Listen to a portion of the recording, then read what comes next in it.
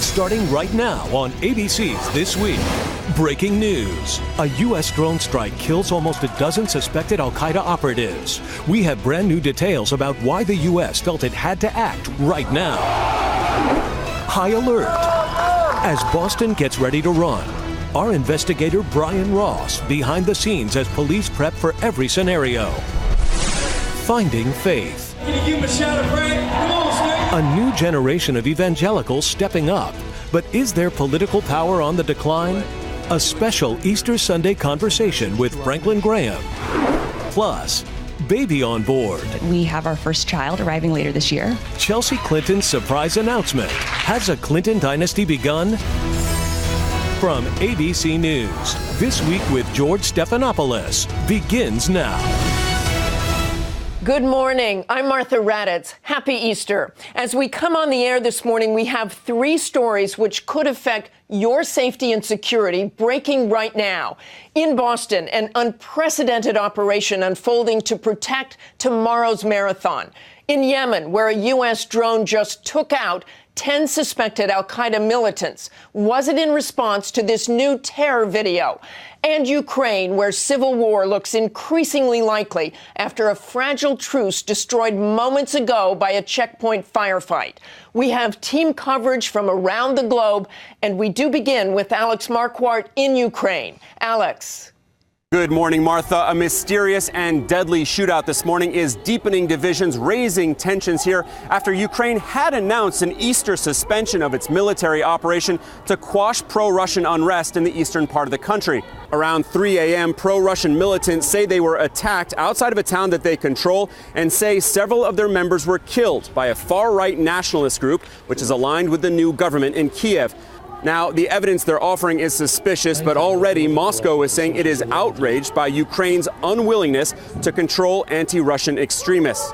It's the latest sign that the deal signed in Geneva with Secretary of State John Kerry and other international partners last week has had no effect. It called on illegal armed groups to put down their weapons and leave occupied buildings like this one here, but so far, no one has budged. Martha? Thanks, Alex. Now to that big hit against al-Qaeda in Yemen, a U.S. drone taking out 10 of the terror group's suspected operatives. Let's go straight to one of the only Western journalists inside Yemen. Reporter Iona Craig joins us on the phone. Thanks for joining us, Iona. Tell us what you know about these militants. We're told they were leaving a training camp. Yes, we don't know the names or ranks of those individuals, which seems to indicate they were probably foot soldiers and not senior rank al-Qaeda members. But the government has said that they were apparently involved in organising operations against the military and security installations and leaders of the security apparatus here in Yemen. But it's obviously very difficult to independently verify those claims. But certainly even the government has acknowledged that 3 civilians were also killed in that strike. And you are hearing this morning there were also more airstrikes in Yemen? Yes, there was at least one, if not two more strikes this morning. The Ministry of Defence here has described those as airstrikes, so it's unclear if they are, in fact, U.S. drone strikes or Yemeni Air Force strikes. They were carried out in an area which has been regularly targeted by the Yemeni Air Force here, all in the same sort of area of southern Yemen, which has become, particularly this area was hit this morning, called Mafad, a real stronghold for Ansar al-Sharia. There was an al-Qaeda terror tape released recently. Any tie-in between that tape and these strikes? It's very unclear. The area of Mafad, which I just mentioned, which was targeted again this morning, was hit very soon after that video was released. And that certainly indicated that that area was being targeted, perhaps as a result of that video being released.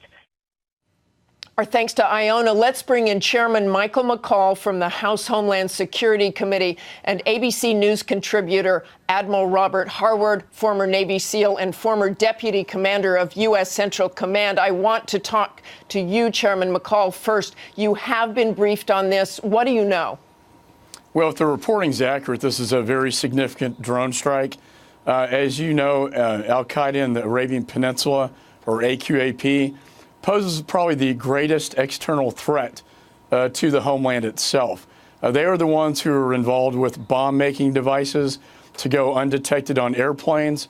They are the ones who created Inspire magazine that inspired the Boston bombers that we'll be talking about later in the show. And so I think the fact the administration now is going aggressively against these terrorists, I think is a very positive sign, given the prior narrative that al-Qaeda is on the run and this is all over. I do view AQAP as, again, the most lethal force, if you will, posing the greatest external threat to the United States. And Admiral Harward, let me ask you, in that tape that we saw, it was taken in broad daylight, and you had an al-Qaeda leader. What does that tell you about what they're thinking? Well, either they're very brazen or not very smart to realize that over the last 12 years, we've maintained a focus on those individuals who pose threats not only to our people but our partners, and will pursue them wherever they may be. So to provide additional intelligence or information that helps us locate them is not very smart on their behalf. And some of those in the tape had blurred faces. The al-Qaeda operatives blurred the faces in the tape. What does that tell you? That tells you they don't want you to know who they are. They know we're watching them. But could it tell you something is underway and something is planned? I don't know, Martha. There are a lot of different players involved in this, and we're working closely with our partners.